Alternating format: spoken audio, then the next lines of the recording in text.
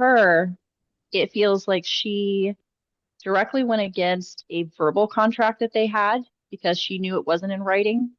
And I feel like she did basically throw him under the bus so that she could get more attention, more clout. So I think she sacrificed the friendship for what she perceived to be the improvement in her career. I do think that Interesting. backfired though, and is going to continue to backfire. I actually see it her suffering because of some of the confrontations and the issues that she's had with people.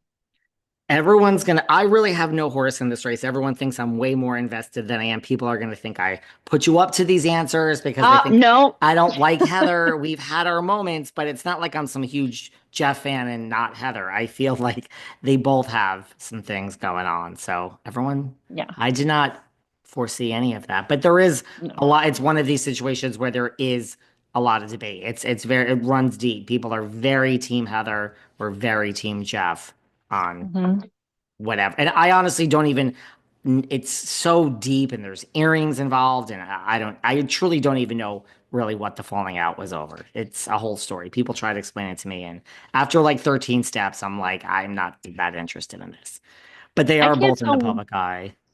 Yeah, I can't tell exactly what it is, but my prediction would be that this falling out is at the core over um, him honoring a verbal contract and her taking advantage of that because it wasn't in writing.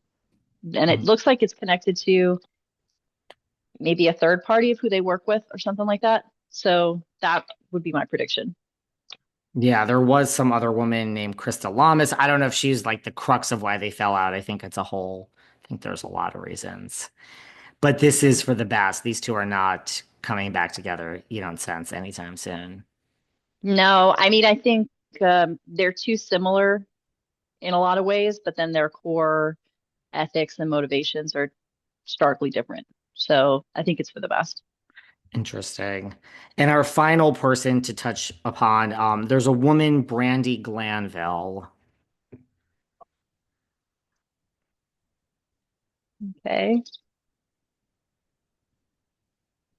let's see. Hmm. I think she has a lot of trouble. So this feels like someone who I think has a legitimate underlying imbalance of some kind, either mentally or emotionally. I think she has a lot of trouble with impulse control. So I am seeing issues with mental health. I'm also seeing issues with physical health. It does feel like a domino effect. And so it feels like she may have had some kind of procedure some time ago, like a while ago. And I do see her having continued health issues. I think the problem with her is that it feels very much like I'm seeing a victim mentality. And I think that's difficult when you have somebody who is impulsive and who can be the aggressor, but then they literally start having issues and they are genuinely, you know, the victim. So I think she's struggling, even though it's hard for her to ask for help. I think she's running out of resources to actually get help from the people around her. That's a very accurate reading too. She is very much an aggressor, but very much doesn't necessarily play all of life's games well, and then does have a victim mentality. But is it aggressor? And she is going through real, true health issues now, which she seems to be running out of resources for help. There's a man named Terry Dubrow. Dr. Dubrow is helping her, but like it's just, I don't think she's a, I mean, I don't want to argue with the cards, but I don't think she's like I don't think, you talk about Vanderpump and Jeff and like maybe calculating is the word of the day. I don't see a calculating person in Brandy.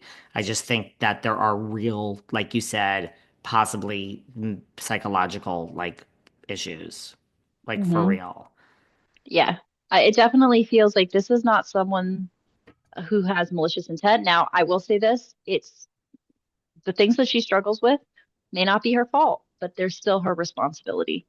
And I think it is right that people are holding her accountable for her behavior because she's not doing as much as she can to remedy that. And so I think a lot of people are distancing themselves. I mean, when I just kind of look for more details, I'm seeing physical violence. I'm seeing substance abuse. It also feels like using intimate family relationships against other people. Um, and I do think that she's been betrayed as well. So I think it goes two ways, but again, I think that she's very drawn to what's familiar to her, and what's familiar to her is dysfunction.